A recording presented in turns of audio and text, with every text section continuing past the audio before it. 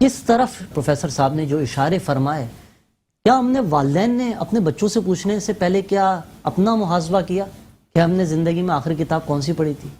اور ایسی کتاب نزول قرآن کا مہینہ قرآن مجید، کیا ہم فیض حاصل کر رہے ہیں علی بھائی؟ کیا بات ہے، کیا بات ہے، بہت شکریہ اسد بھائی. اسد بھائی، دین اگر روح ہے تو تہذیب جسم ہے. کیا بات، کیا بات. دین اگر روح ہے تو تہذیب جسم ہے، تو تہذیب جسم اور ادب لباس ہے. ادب لباس ہے. واہ. تو ہم جو ہیں اسد بھائی گریجولی جب ہم پڑھا کرتے تھے نا سویلائزڈ اور انسیویلائزڈ، تو ہم جب انسیویلائزڈ پڑھتے ہیں تو ایز اے لے مین یہ سمجھ میں آتا ہے کہ کپڑا لتا نہیں تھا، نیم برہنہ حالت میں تھے. پھر جب سویلائزیشن کی طرف آئے تو چیزیں بہتر ہوتی چلی گئیں. لیکن آج مجھے لگتا ہے کہ وہ جو ادب جو چلتا ہٹتا چلا جا رہا ہے، تو آپ نیم برہنہ ہی تو ہوتے چلے جا رہے ہیں. آپ اس سویلائزڈ دور میں آپ انسیویلائزڈ ہی تو ہوتے جا رہے ہیں. چاہے آپ فزیکلی طور پہ کپڑے دیکھ لیں یا ادبی طور پہ آپ دیکھ لیں کہ وہ کہاں چلا گیا.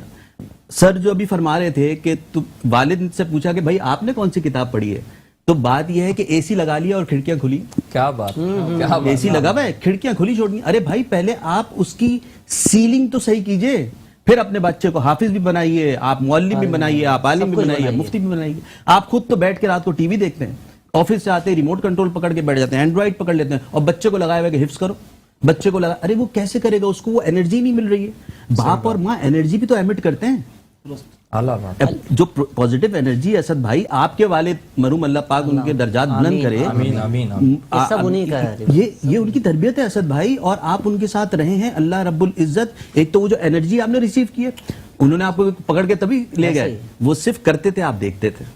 آج ہم کر ہی نہیں رہے اور سمجھ رہے ہیں کہ بچہ کر لے گا. آپ کی کچھ دنوں پہلے والی بات کہ بچے وہی کرتے ہیں جو آپ کرتے ہیں، وہ نہیں کرتے جو آپ کہتے ہیں. ایگزیکٹلی. آپ نصیحتیں 10 کرتے پھریں، بچوں کے اوپر کوئی فرق نہیں پڑے گا.